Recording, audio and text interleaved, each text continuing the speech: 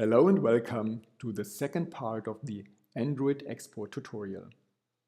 We will create an Android app for distribution in the Google Play Store. In the first part of this tutorial, we installed the Android Studio SDK, the Java JDK, and we created the key store file to code sign the Android app. Before we now can create an Android app for the Google Play Store, you need to become a Google developer. You have to sign up for a Google developer account. Open up your browser and search for sign up for Google developer account. Here it is, how to use the Play console. Everything you need is here step by step. First, you have to sign up for a Google developer account, accept the developer distribution agreement, pay the registration fee. It's cheap, only $25 as a one-time registration fee. You don't have to pay this ever again. And then complete your account details. I already did this, of course, for our own developer account. No, I don't need help here. And then you log in and you are in your developer account looking at all your applications. We want to create a new application. Default language is the one you need. Let's say it's English for United States. And the title is Test App. Now you can put in all the info as written here, short description, our test app, a full description, still a test app, and put in screenshots, feature graphics, and all that stuff here. Search the application type, maybe this is one of the games, and so on. Now save the draft. Your application has been saved.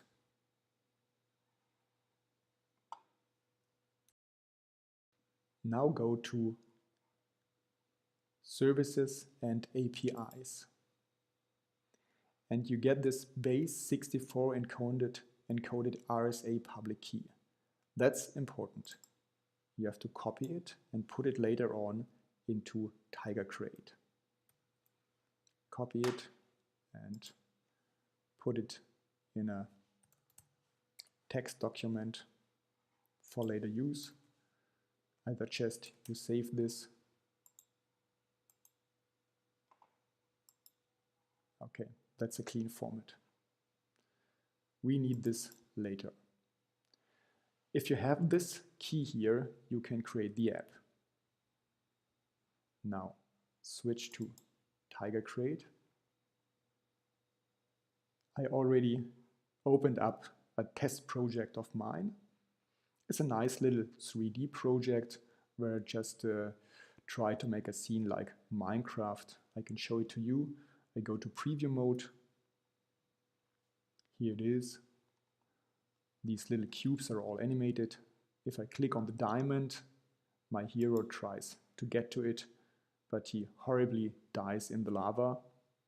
But if you click this rock here, he pushes it down, some kind of earthquakes happens, and another rock falls down. And if you now click the diamond again, he steps on the stone and gets to the diamond. By the way, this here demonstrates the use of our patented text rendering technology.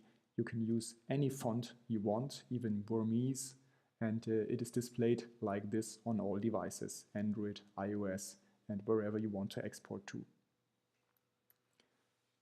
Now we want to export this for Google Play. I click on the Publish button, save and publish. First, some tools have to be downloaded. These are data sets for our tools where we can put in updated data.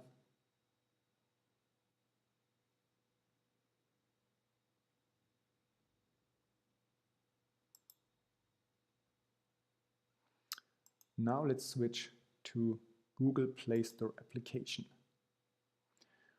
We have to fill in the data. We only have one language in the project, English. Application name was test app, version 1.0, code.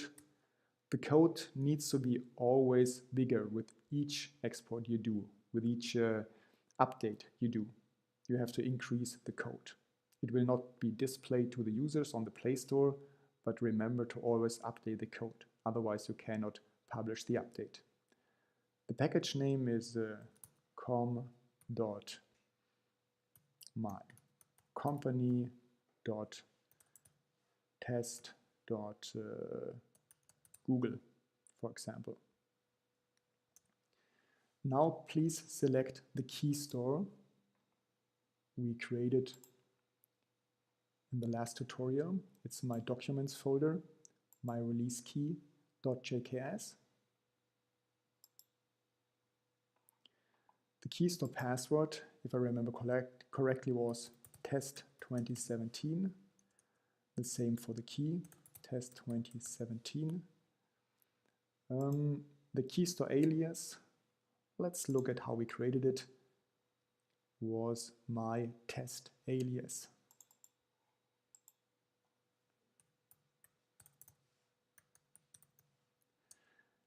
And now the public key.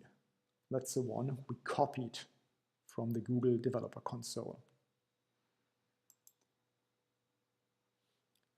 If you are a user of a subscription, you can put in your custom splash screen of a paid subscription. You can put in a loading screen, whatever you are, an indie developer with a free subscription, or if you have a paid subscription. And we put in an icon.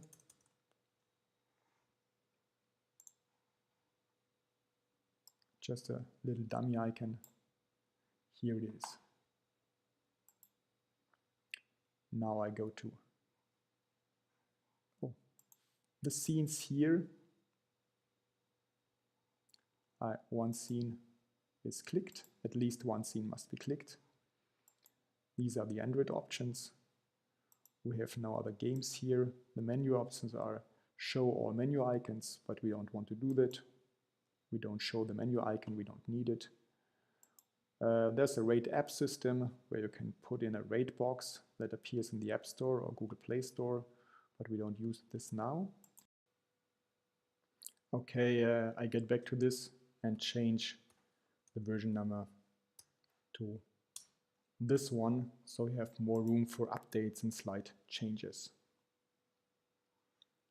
Now, let's release this. Next, you can tell the system to copy and directly start the app on a device from this list here, simulator or device. I connected my Nexus 9 device to the computer. And put this on the desktop.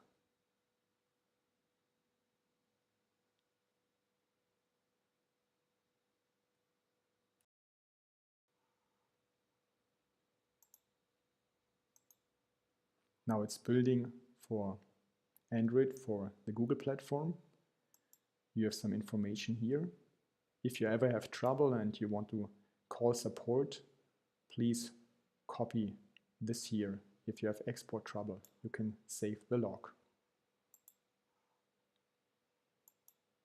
It takes a while. Internally, the APK is created. Let's have a look at the device. Right now, the USB is charging this device, but we have to change this, that now transfer files is possible. You can transfer now directly files from your computer to this device. And that's needed for installation of the APK when the APK is finished. Now the APK was copied to the device and is launched. Look at the files that were exported. This one here is the complete game, the complete APK, the test app. You can use it to put it on your device for testing, but you cannot upload it to the Google developer console because the size is more than 100 megabytes. If you have a big app, bigger than 100 megabyte, we create two different files. A small APK, in this case 30 megabyte, and the rest of the data we put in an OBB data container. And you can upload both into the Google Play Developer Console. First, let's have a look at the app running on the device. You see it looks the same as in the preview mode or in the simulator. The 3D landscape is rotating. You can click, it's interactive. You can have actions. You can see the fonts below that look really fine. And if you then close the app, you see the app with the icon you put in is installed on your device. Now back to the files. We want to upload this for distribution. Change to your developer console and go to the app releases. Create a new app release, a production release. Normally you would put in an alpha or beta release, test it a little bit, use test users and get the feedback, improve your app, and when everything is finished, you go to the production version. But we now directly create the production version. We create a release and drop the splitted, the small APK in here. It's uploaded and processed. Upload was successful. You see the info here. This APK has 29 megabytes. Close it. You now need to add the data file. Use the plus button, use expansion file, upload a new file. We put it in the desktop folder, and here you select the main 100, that's the code of the app, test app, OBB. Now this expansion file is uploaded too. That's really important. You are able to release your small APK to the App Store, to the Google Play Store, and people would be able to download it, but it just wouldn't work because the data is missing. So never forget to upload the data file, the OBB file, and do some testing before you release.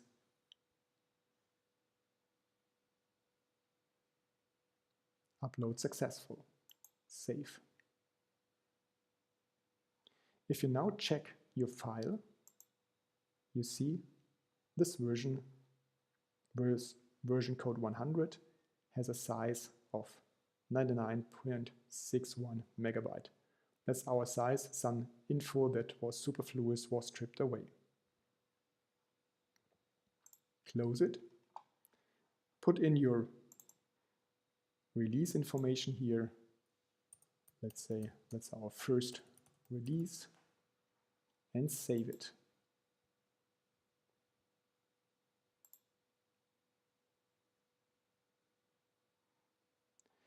To release the app later on, you have to do a review of the app, and you see you get a green check mark. This is fine, it's uploaded, it seems to work. Now you have to fill in all the other stuff, your store listing, your data, your screenshots, your content rating, price and distribution, which countries should the app be available. And if everything worked, if you put everything in, you can start the rollout to production and your app is released. Have fun doing this, experiment a lot, and wish you luck with your apps. Bye-bye.